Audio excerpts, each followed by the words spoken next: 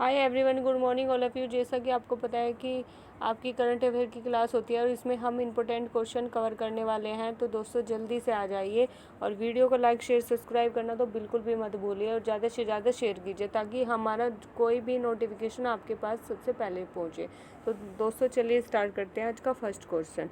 तो first question है आपका कि हाल कि बिहार की निम्न में से किस योजना को G20 सम्मेलन में प्रस्तुतिकरण किया जाएगा। तो दोस्तों वो किया जाएगा जल निश्चय योजना। तो इसका जो आंसर है वो हो जाएगा ऑप्शन से नंबर ए। तो चलिए आगे देख लेते हैं इसके बारे में। तो बिहार की हर घर नल का यह जल निश्चय योजना को अंतर्राष्ट्रीय पहचान मिलेगी G20 देशों के सम्मेलन में। तो ये रहा G20 देशों का सम्मेलन जिसमें सभी देश भाग लेते हैं, आपके पड़ोसी देश भी। तो जी सम्मेलन में इस योजना का प्रस्तुतिकरण किया जाएगा। तो दोस्तों ये है आपका जी सम्मेलन। तो चलिए देखते हैं नेक्स्ट क्वेश्चन। तो नेक्स्ट क्वेश्चन देखते हैं हम। नेक्स्ट क्वेश्चन है आपका स्क्रीन पे question number 2। Question number 2 most important question है कि हाल ही में किस देश ने महात्मा गांधी की प्रति को अपने सिक्कों पर चित्र करने का फैसला लिया है। तो किस देश ने लिया है दोस्तों? महात्मा गांधी जी के ये रहे महात्मा गांधी जी का जो चित्र है वो अपनी मुद्रा पर करने का फैसला किया है। तो दोस्तों वो किया है ब्रिटेन। तो ब्रिटेन ने महात्मा गांधी जी की प्रति को अपने सिक्कों पर चित्रित करने का फैसला लिया है। महात्मा गांधी पहले ऐसे अश्वेत या दिव्य व्यक्ति होंगे जिनकी तस्वीर पाउंड पर छपने जा रही है। यानी महात्मा गांधी एक ऐसे प्रतिष्ठित व्यक्ति होंगे कि जिनकी पाउंड पर अभी तक किसी भी भारतीय की कोई तस्वीर नहीं है और ब्रिटेन में ये छापी जाएगी। तो ये आपको याद रखना है। तो चलिए देखते हैं तीसरा क्वेश्चन।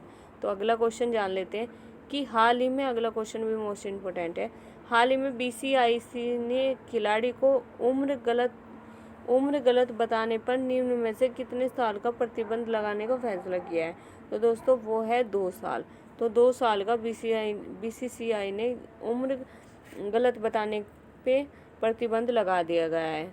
तो देखते हैं अगला क्वेश्चन कि BCCI ने, अगला क्वेश्चन ही दोस्तों इसके फैक्ट जान लेते हैं।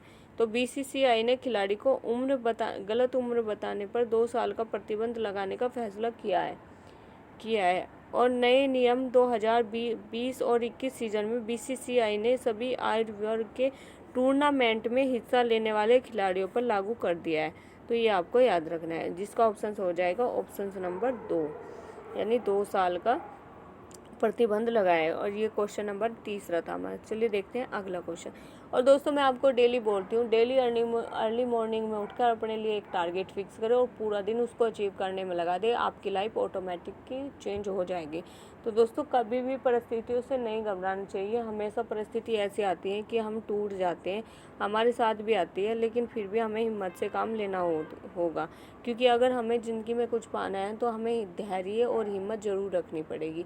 तो चलिए देखते हैं अगला क्वेश्चन। और प्लीज़ लाइक और शेयर सब्सक्राइब तो कर लीजिए क्योंकि पढ़ाई कभी भी ये ऐसी चीज़ है जिसको हम कभी भी किसी को नहीं दे सकते। बाकी सारी चीज़ें दे सकते हैं लेकिन स्टडी एक ऐसी चीज़ होती है जिसको हम विद्या बोलते हैं हिंदी में, कि विद्या एक ऐसी चीज़ होती है जिसको हम कभी भी किसी के साथ शेयर नहीं कर सकते।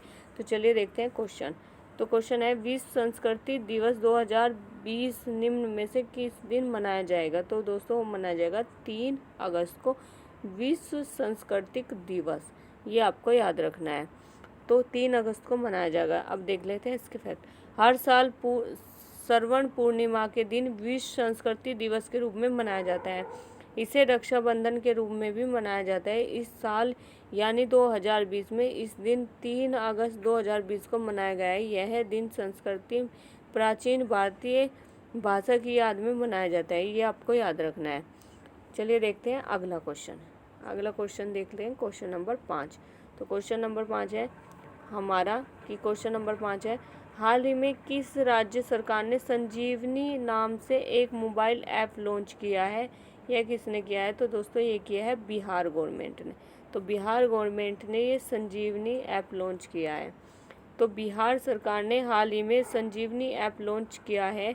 कोरोना संक्रमण के प्रसार के रोकथाम हेतु स्वास्थ्य विभाग की ओर से नए उपकरण तथा सुविधा उपलब्ध कराई जा रही है इस ऐप के द्वारा, ये आपको याद रखना है।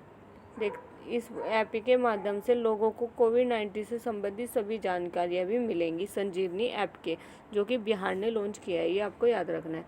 अगला क्वेश्चन देखते हैं, क्वेश्चन नंबर 6।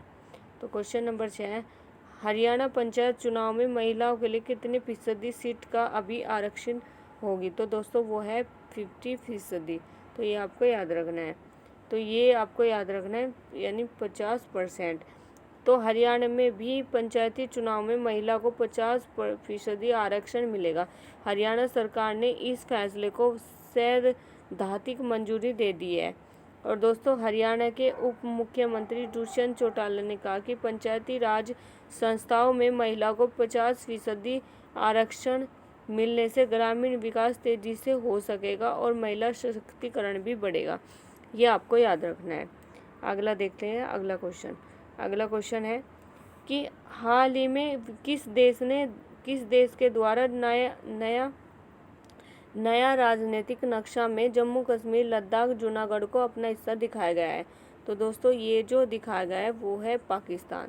तो पाकिस्तान को जूनागढ़ को अपना हिस्सा दिखाया गया है। तो पाकिस्तान के बारे में थोड़ा सा जान लेते हैं कि पाकिस्तान ने भी नेपाल की तरह नया राजनीतिक नक्शा जारी करते हुए भारतीय इलाकों जम्मू कश्मीर, लद्दाख और गुजरात के जूनागढ़ को अपने नक्शे में शामिल किया है। ये आपको याद रखना है। अगला क्वेश्चन देखते हैं कि हाल ही में किस राज्य ने जल्द ही हिम तेंदुआ संरक्षण केंद्र स्थापित होगा? तो दोस्तों, ये है उत्तराखंड। तो उत्तराखंड में ये आपका तेंदुआ संरक्षण केंद्र स्थापित किया जाएगा। अगला इसमें देख लेते हैं, उत्तराखंड में जल्द ही हिम तेंदुआ संरक्षण केंद्र स्थापित होगा, यानी उत्तरकाशी वन प्रभाग क्षेत्र में यह संरक्षण केंद्र स्थापित किया जाएगा। और इस राज्य में शीतकालीन पर्यटन को बढ़ावा देने के लिए यह हिम तेंदुआ संरक्षण केंद्र स्थापित किया जाएगा। ये आपको याद रखना है। अगला क्वेश्चन देख लेते हैं, हाल ही में किस IIT संस्थान ने लोक शिकायतों के पूर्वानुमान विश्लेषण हेतु रक्षा मंत्रालय के साथ एक समझौता ज्ञापन पर हस्ताक्षर किए हैं? तो दोस्तों, ये जो हस्ताक्षर किए हैं वो किए हैं IIT कानपुर। तो IIT कानपुर, तो ये आपको याद रखना है।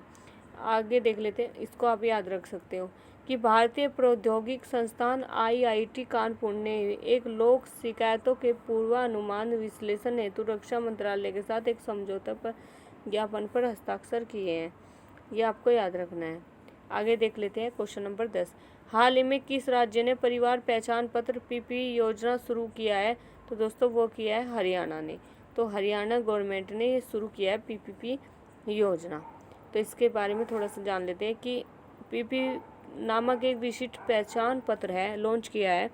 इस योजना का उद्देश्य है राज्य भर में रहने वाले लगभग 54 लाख परिवारों से प्रति एक की निगरानी करना, और इसके तहत प्रति एक परिवार को एकल इकाई माना जाएगा और 8 अंकों की विशिष्ट पहचान आवंटित कराई जाएगी।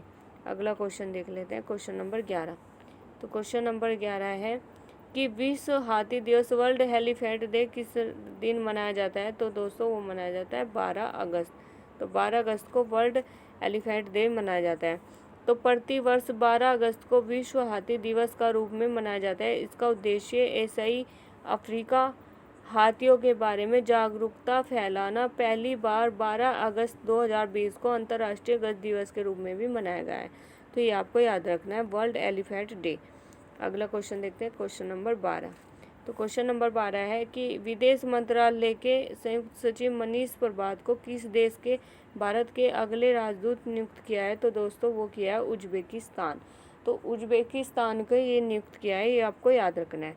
इसके बारे में देख लीजिए कि उज्बेकिस्तान विदेश मंत्रालय के संयुक्त सचिव मनीष प्रभात को उज्बेकिस्तान में भारत के अगले राजदूत के रूप में नियुक्त किया गया है। तो ये आपको याद रखना है। अगला क्वेश्चन देखते हैं, अगला क्वेश्चन कि भारत ने हाल ही में मालदीव को कितने मिलियन अमेरिकी डॉलर की सहायता प्रदान की है? तो दोस्तों, ये की है अभी 500 मिलियन डॉलर। तो 500 मिलियन डॉलर की है। तो इसके बारे में थोड़ा सा जान लेते हैं कि भारत के विदेश मंत्री जयशंकर ने घोषणा की है कि भारत सरकार मालदीव को 100 बिलियन अमेरिकी डॉलर का अनुदान देगा और 400 मिलियन अमेरिकी डॉलर का ऋण प्रदान करेगी। ये आपको याद रखना है।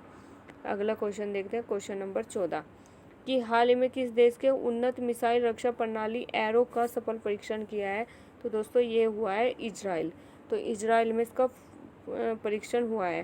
तो इसमें जान लेते हैं कि इजराइल ने उन्नत मिसाइल रक्षा प्रणाली एरो 2 का सफल परीक्षण किया है। मिसाइल का विकास लेबनान गाजा से दागे जाने वाले मध्यम दूरी को रॉकेट के खिलाफ किया जाएगा, ये आपको याद रखना है। अगला क्वेश्चन देखते हैं और क्वेश्चन नंबर लास्ट। तो क्वेश्चन नंबर लास्ट देख लेते हैं कि हाल किस राज्य ने 2 अक्टूबर से अरुणोदय योजना शुरू की है। तो दोस्तों वो की है असम ने अरुणोदय योजना। तो इस अरुणोदय के बारे में थोड़ा सा जान लेते हैं कि लगभग 17 लाख परिवार को वित्तीय सहायता उपलब्ध कराने के उद्देश्य से असम सरकार ने असम राज्य में 2 अक्टूबर से अरुणोदय योजना लागू करने के लिए पूरी तरह से तैयार है। इस योजना के तहत आवश्यकता वस्तुएं खरीदने के लिए पात्र परिवार को 830 रुपये प्रति महीने दिया जाएगा। तो दोस्तों ये क्वेश्चन आज का लास्ट क्वेश्चन था। आई होप आपको वीडियो बहुत पसंद आएगा। तो वीडियो को लाइक शेयर सब्सक्राइब करना मत भूलें और वीडियो को ज़्यादा से ज़्यादा शेयर करें। तो थैंक यू सो मच।